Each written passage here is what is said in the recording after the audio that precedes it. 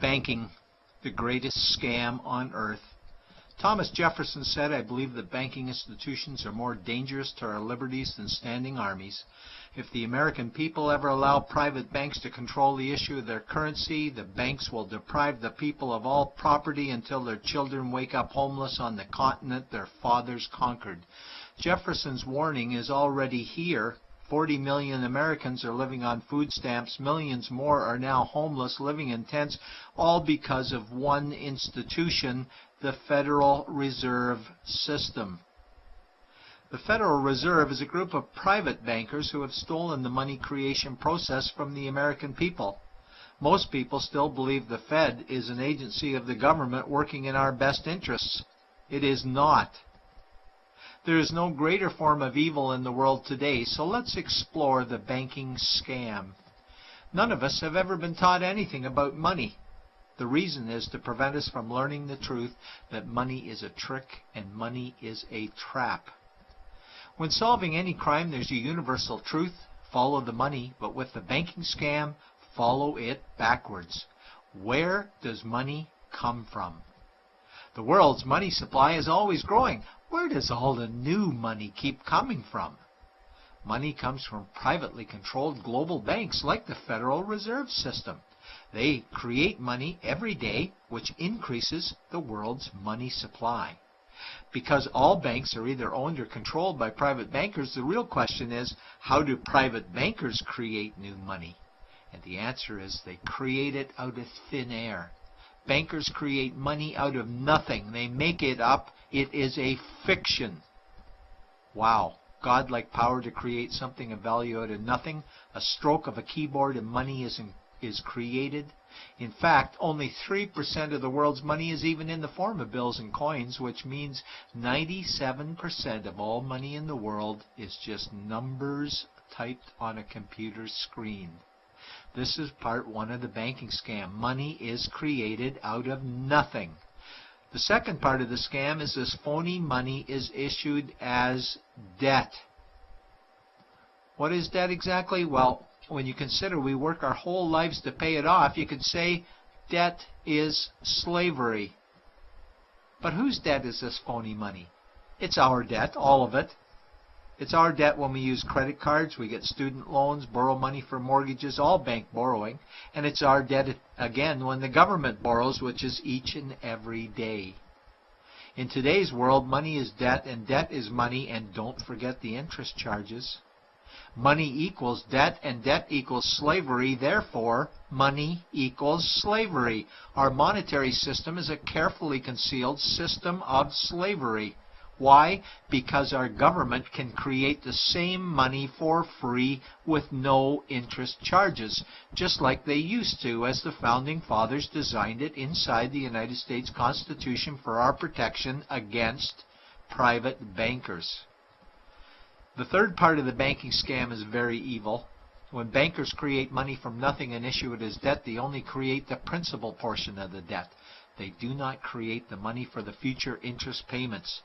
There is not enough money in existence for all of us to make our interest payments. In fact, our money creation system is even mathematically impossible. Money issued by the banks, principal debt, does not equal the money demanded back to the banks, principal plus interest. We are forced to play a game of musical chairs to see who can make their debt repayments. This guarantees a world of bankruptcy, competition, and scarcity of money. For example, we go to the bank to borrow money for a house, let's say $100,000. The moment we sign the loan document, the bank creates the money out of thin air. A $100,000 debit gets registered for us and a $100,000 secured credit for them. Then one of two things happens. Either we give the bank 30 years of labor making house payments totaling $300,000 for the original $100,000 we borrowed, or the bank takes our house.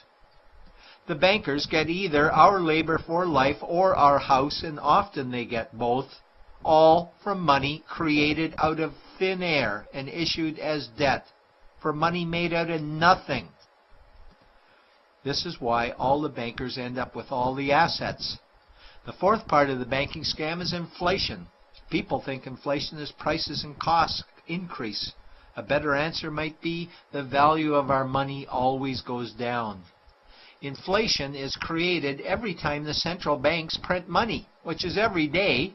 Where does all this new money get its value? The answer is it steals its value from the existing money supply, where our savings are. Our savings are disappearing because of the new money they're printing. If money creation was in balance with goods and services, there would be no inflation. Prices would stay the same. But the reality is banks always print money, driving prices ever higher, which steals the value of our savings, making them disappear. Since the private bankers created the private Federal Reserve in 1913, the United States dollar has lost 97 cents in purchasing power. An item in 1913 that cost $100 in 2011 cost $2,230, a price increase of 2,130%. This is the banking scam. 4 parts. Private bankers create money out of nothing and charge interest on it. There is no money created for the future interest payments, and inflation steals our savings every day. In order for the banking scam to be pulled over our eyes, the bankers need help from the likes of paid-for politicians and appointed civil servants, military-industrial complex, mainstream media, multinational corporations, and the bankers' good buddies. For example, what do our banker-controlled television networks say about criminal bankers? "Oh, bankers are our saviors. Chairman is Man of the Year. He saved the world. Bankers really do deserve their bonuses. They're so smart." And what do our banker-owned G20 politicians say we need to do? That we must save our banking system, and now we need austerity measures, like increasing existing taxes and bringing in new taxes, cutting our social programs, including education and health care, stealing from our pension plans while increasing the retirement age, keeping us working for more years at lower wages while placing our children and grandchildren in debt and servitude for their future lives. We are being lied to that we must go deeper in debt for bailouts, stimulus packages, quantitative easing, saving the too-big-to-fail banks, credit easing, currency interventions, all names that mean the same thing: more debt to us. Is it not strange that the solution to too much debt is always more debt to us? And where is all this money going? It's going to the banks and to the bankers. They are stealing our money right now. 0.1% of the world's population owns 2/3 of the world's wealth. This means that 99.99% of the world's population own less than 1/3 of the wealth, a decreasing amount because these guys are stealing it. We desperately need to wake up to the banking scam. It is time for change. To retake control of our money system, we must stop supporting the banking scam.